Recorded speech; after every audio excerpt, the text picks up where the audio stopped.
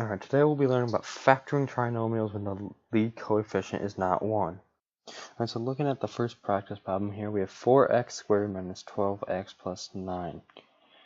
Now, the formula for trinomials are ax squared minus, in this case it would be minus bx plus c. Alright, so now relating this to our problem, our a would equal 4, our b would equal negative 12, and our c would equal 9. Now, how we are going to factor this is the AC method. So we can just ignore the b value for now.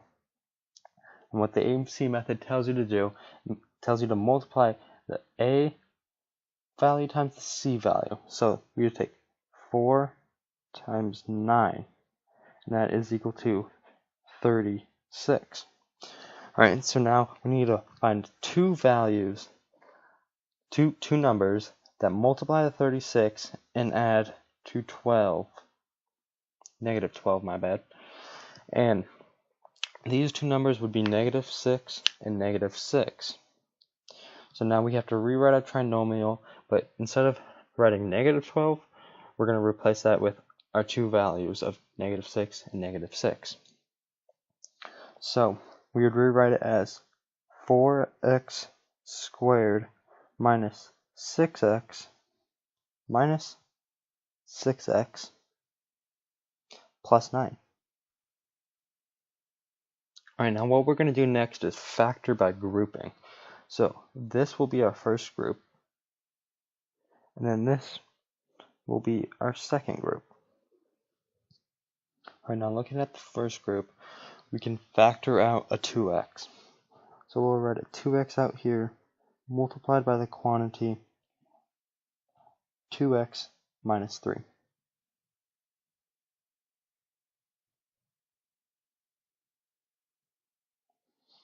Alright, now looking at the second group, we're going to want to factor out a negative 3. So now when we rewrite this, this number is going to become positive, the first number, so it's going to be 2x, and the second number is going to become negative, so it's going to be negative 3. Now we'll make this is all one quantity together. And if you look at it, we can factor out the 2x minus 3 because both values have a 2x minus 3. So then we'll write 2x minus 3 out here, make that a quantity, and now what's left in here is the 2x and the negative 3. So quantity 2x minus 3.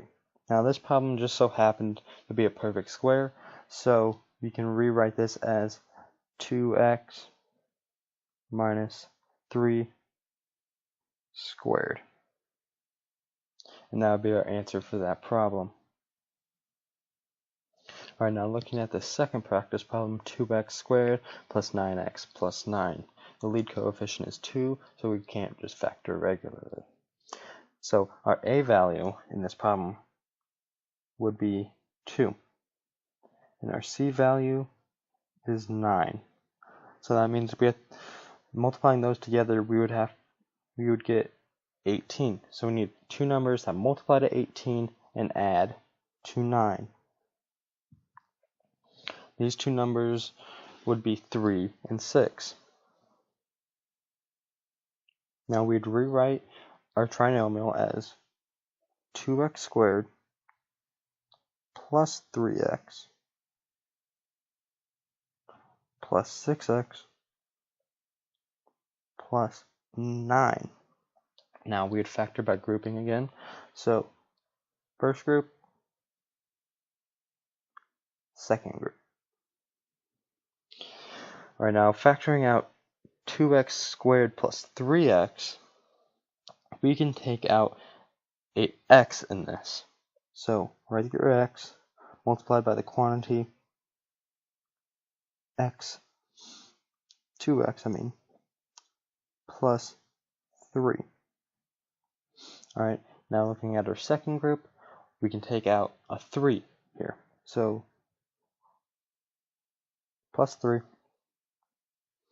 So, taking out a 3, we'd get 2x plus 3.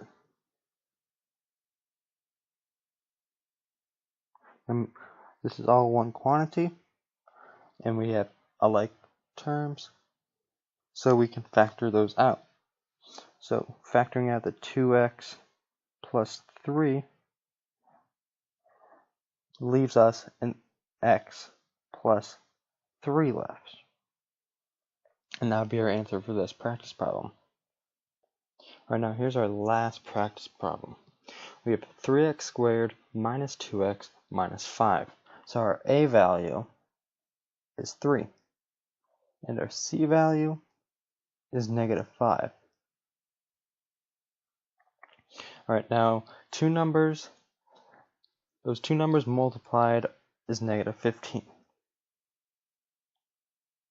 So we need two numbers that multiply to negative 15 and add to negative 2.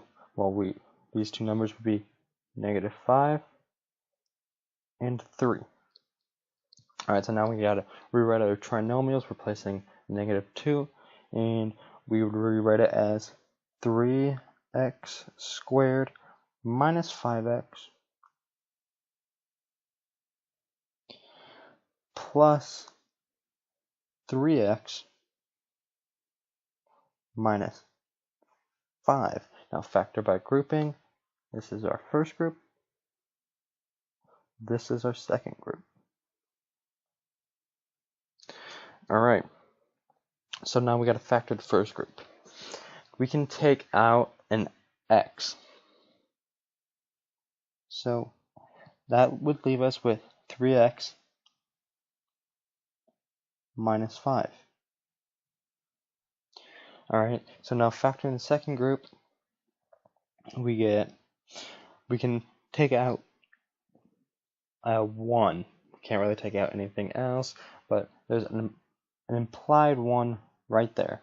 So that one, you go plus 1, and then you rewrite your group 3x minus 5.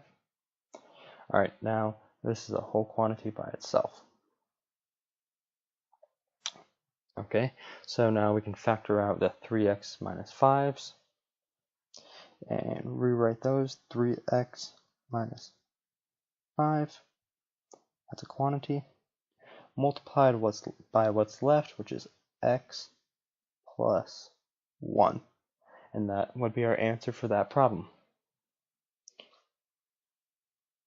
Alright, now here are some practice problems that I'd like you to try. I'll have the answers in the description. Thanks for watching.